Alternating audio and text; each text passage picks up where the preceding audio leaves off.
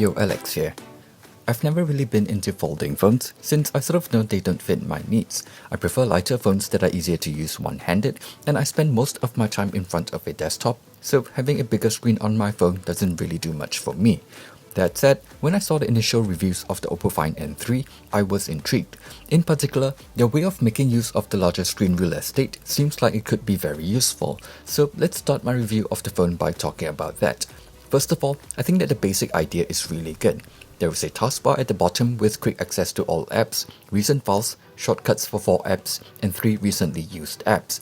So I can quickly switch apps or do multi-window mode easily, quickly open a recent file or attach them into other apps, quickly launch an app, and quickly go back to a recently used app. More importantly though, it has a multi-window mode that feels more fleshed out than any other foldable phone I've seen.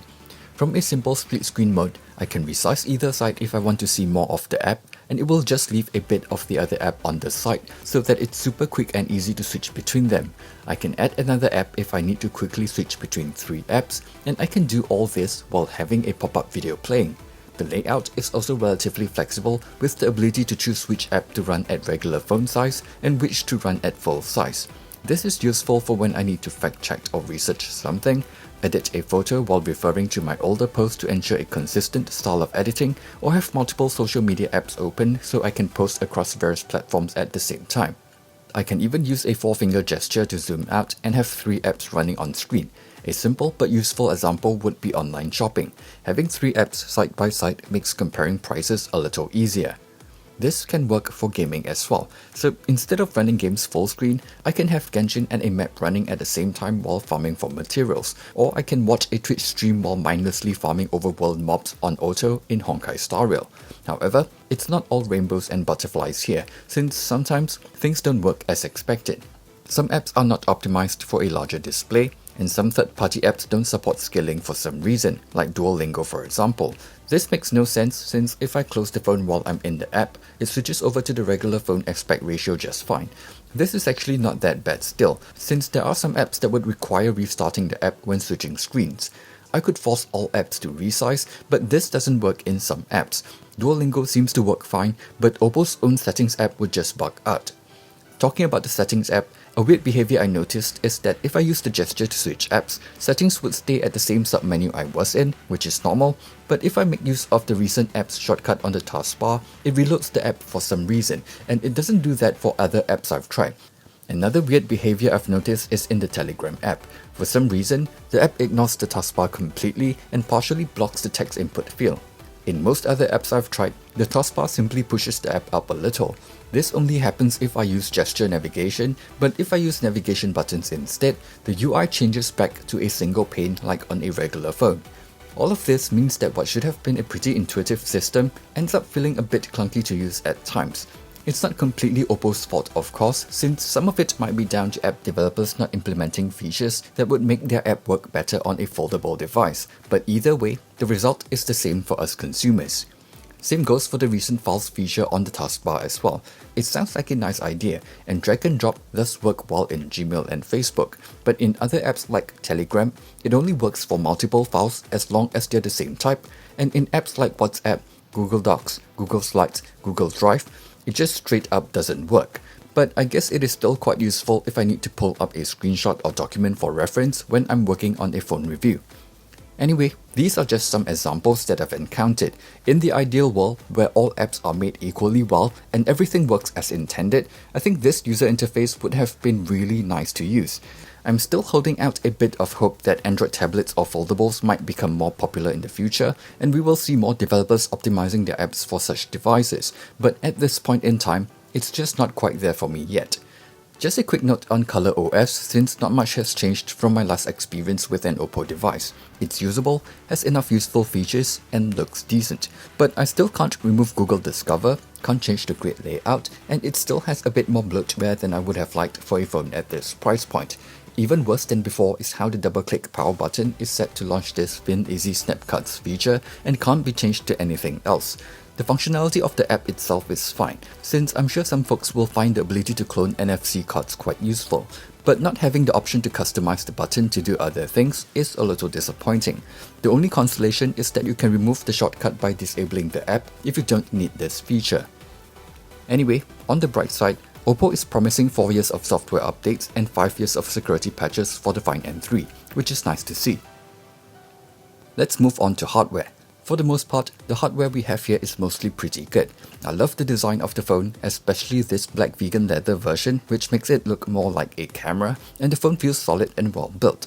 They also put in extra effort to align the buttons, the ports, and even the antenna lines. It's pretty light for a foldable phone this size, but I still find it a bit too heavy for me. And because the phone is pretty thick when closed, and it doesn't have a narrower screen like on Samsung's Z Fold series, it's harder for me to use it one-handed. The fingerprint sensor works well enough, and if you find yourself always unlocking the phone by accident while holding the phone, just go into fingerprint settings and change the screen off unlock option to firm touch. The weird translation aside, this basically means that you need to wake the screen first before unlocking the phone. It has an alert slider as well, which some may like, but I don't really care for it since my phone is permanently in vibrate only mode, so it would have been nice if this was customizable, like maybe to turn off the camera, microphone and location access like on the collector's edition of the phone, turn performance mode on or off, toggle rotation lock or whatnot. Moving on, both the inner and outer display are really good. They both support variable refresh rate and they're both bright enough for outdoor usage. The bright display also makes viewing photos taken on the phone a really nice experience, especially combined with the Pro XDR feature. For the inner screen, the crease is also noticeably less obtrusive compared to Samsung's foldables. It doesn't only look less obvious, but feels less obvious as well. By the way, the speakers on the Find N3 are really good, like almost as good as some tablets good. So it is able to provide a great experience when consuming any sort of media content. Just have a listen at this simple comparison.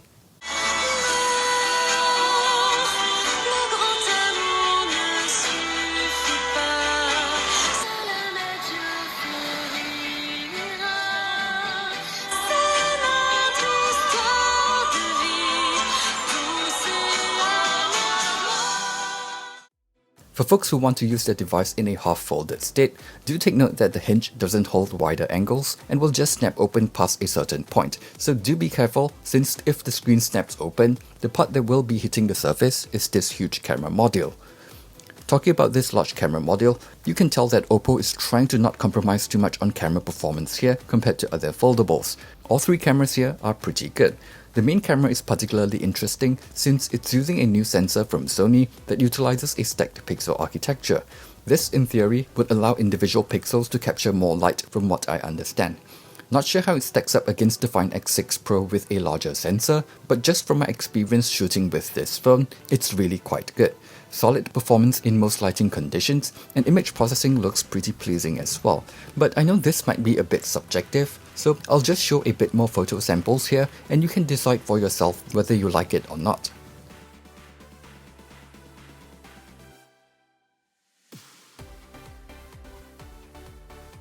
The 3x telephoto camera is probably my favorite focal length here. While it isn't amazing in low light, it's still not that bad, and when the lighting is good, it's pretty great. I like the background compression with this lens, portrait mode works quite well, and the minimum focus distance is near enough that I can sometimes use it for close-up shots. Image quality at 10x is still pretty good, but any further would probably be pushing it a bit. The weakest amongst the three is probably the ultra-wide. It's not terrible per se, but there just isn't anything outstanding about it in my opinion. Video capture is decent, but it would have been even better if it had a pro video mode as well. I'm sure there are content creators who would find this feature useful. The front-facing camera on both the outer and inner display are decent, but for a phone like this, I feel like they're mostly there for video calls. After all, you can just use the rear cameras if you really care about image quality. Overall, I'm pretty happy about the camera performance here on the Find N3. Despite having to make some compromises due to it being a folding phone, the performance is still flagship level and maybe even better than some regular flagship phones like the OnePlus 11 for example. Last but not least, let's talk about performance. For a phone that's supposed to multitask well, it's packed with top-tier specs. 16GB of LPDDR5X RAM, 512GB of UFS 4.0 storage, and the latest flagship chip from Qualcomm, the Snapdragon 8 Gen 2. Well, at least it was the latest when the phone was announced, since Qualcomm launched the 8 Gen 3 about a week later, and at this point, there are a few phones launched in China with that chip already. But anyway, it still performs really well for most tasks that I throw at it. The phone does feel like it warms up a bit quicker than regular phones with this chip, but this is a folding phone with more limited cooling and a larger display to power, so it's understandable. The only time I saw an overheating warning was when I was trying to push the phone hard by running Genshin at max graphics in split screen mode while constantly switching apps to see what it will work well with. In normal day-to-day usage, it's fine. In terms of gaming performance, it handles Honkai Star Rail quite well at high graphics plus 60 FPS. The phone didn't get too hot and the FPS was relatively stable. It's also really nice that the Android version of the game sort of supports controller input for certain controllers, so having a larger screen to play the game on is kinda nice. For Genshin, it's important to note that while the render resolution of the game at high resolution on the outer screen is just like other Android phones, it becomes a lot higher when playing on the inner display. So while it does look really good, the thermals of the phone can't really keep up. Even medium resolution on the inner screen is still slightly higher than on the outer screen at high resolution, and still a bit too demanding for the phone. At medium resolution, I noticed the FPS hovering around 50 to 55 for the first 5 to 10 minutes, and then it will start to gradually decrease to around 40 to 45 as the phone heats up. The phone seems to be pretty conservative when it comes to thermals, so it doesn't really get too hot, but I can't quite say that it's a smooth experience. Not to mention that this aspect ratio doesn't really work well with touch controls, and the game doesn't support controller input on Android. So for Genshin, I think playing on the outer screen will provide a nicer experience for the most part. At high graphics, it can at least maintain around 50 to 60 FPS for a longer period of time, and to sustain this level of performance, even a small USB fan would suffice. Another option if you really want to play on a larger screen with better graphics is to change the aspect ratio to 4:3 in settings. The game still wouldn't be that smooth, but at least it's a lot easier to reach the map and other buttons. This 4:3 option is actually great for Honkai Star Rail as well, since it seems like the default option is actually a little more zoomed in and slightly less sharp looking. But I do wish that there is an option to just black out the top and bottom area instead of showing the wallpaper. It's ugly and very distracting. One concern I had was that battery life might not be great, since it's not only a bit smaller than regular phones these days, but it also needs to power a much larger screen and do a lot more things. After testing it for a while, I think it all comes down to how you use the phone. If you're like me and leave the phone unfolded all the time when at home, and use mostly the inner screen, battery life is likely going to be not that great. With slightly heavier usage and gaming, I'll need to top up the battery a bit during the day if I want it to last till bedtime. But if you're spending most of your time on the outer screen and only opening it occasionally, then it might be enough for a full day of usage. Overall, I think it's not as good as I would have liked, but it's not terrible. At least it supports decently fast charging. That said, for those who want wireless charging, you're out of luck here. In the end, while my experience with the phone has been largely positive, I still can't justify paying this much for a phone. I get the advantages of having that large display wherever I go, and I do think that OPPO is onto something with their user interface here. But like I mentioned at the start, foldable phones don't really suit my needs. So for anyone looking at getting a foldable phone, just think about whether you would really need a device like this, because even if the hardware is pretty polished already, there are still compromises here. They're mostly heavier and thicker, their performance is typically a bit weaker due to hardware limitations, and they are typically not as durable, so you'll have to take care of the phone a little bit more. After all, repair fees for a phone like this ain't going to be cheap. But if you understand all of that and still want a foldable phone, the OPPO Find N3 is probably your best option at this point in time. I think it's the most fleshed out implementation of a folding phone I've seen thus far, not just in terms of hardware, but also software. Even the price is relatively competitive if you're comparing it to Samsung Z Fold 5. OPPO even offers a 2 years warranty here in Singapore, which I think is super important for a foldable device like this. It might not be enough to convince me that I need a foldable phone in my life, but if I wanted one at this point in time, this is the one that I would go for.